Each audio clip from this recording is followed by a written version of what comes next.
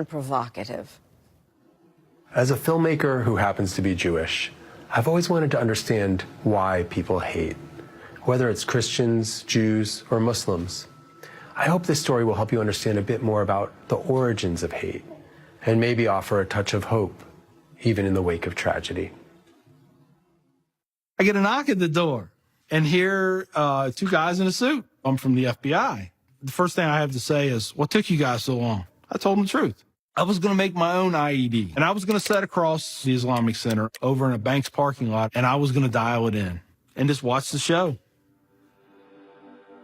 Growing up, I saw a movie, and it was Rambo. Rambo was tough, respected. He had intestinal fortitude. I said, that's what I want to do. I went off and joined the Marine Corps. I wanted the action. The first time I got shot at, I remember looking at my watch and I says, man, this time last year I was in English class. I fought several times in the Middle East, Desert Shield, Desert Storm, South America, Philippines, Somalia. I think the worst things that I have seen is dead children. I had to suck it up. I had to be there for my guys. Each one of those teardrops stands for a confirmed kill. I stopped adding after 26. Where I was taught, Marine Corps, just own it and then let it go. But there comes a time when there's too much of that and you can't turn it off anymore. I want you to give me a window into your state of mind at that time.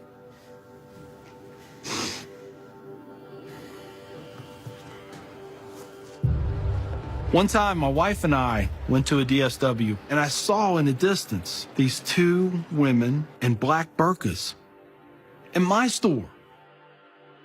I cried as I prayed for enough strength to go over there and break both their necks. I was just angry. I was just full of hate, and it just fed off itself. At that point, I was drinking a half-gallon of vodka every 2 days. I had devised a plan, create my own IED, homemade bomb, and I was going to set it off right outside the Muncie Islamic Center. 200 plus killed or injured. That was the plan. I saw an opportunity to do one last thing for my country. This was my rationale. I knew I would end up in a federal prison with a needle in my arm. I didn't care. My hatred of Islam, it was the only thing that was keeping me alive. So one day my daughter comes home, second grade maybe.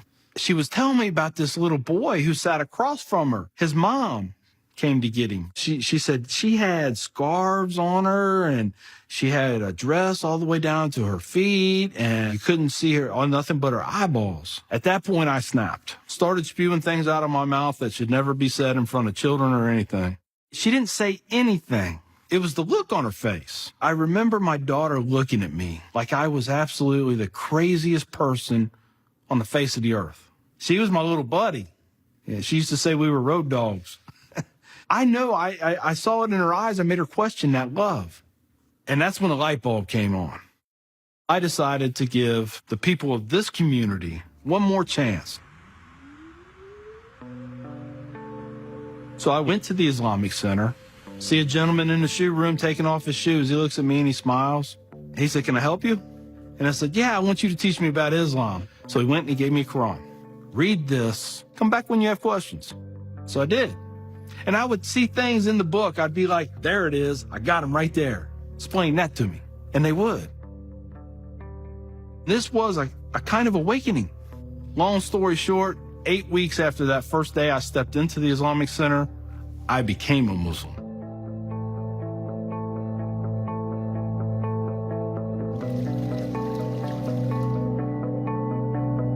I'm a Muslim, a veteran, and a proud American. I had learned that I was completely wrong about everything that I felt. You know, Judaism had a message, Christianity had a message, Islam had a message. Funny thing is, though, it was the same message. It was about peace, and it was about love. Please join me in welcoming Mr. McKinney. My big thing is now to stop the hate. Nothing good has ever come out of hatred. I've done too many things. I've hurt a lot of people. I have to live with that. But if I can stop somebody else on the path of non-forgiveness, I won.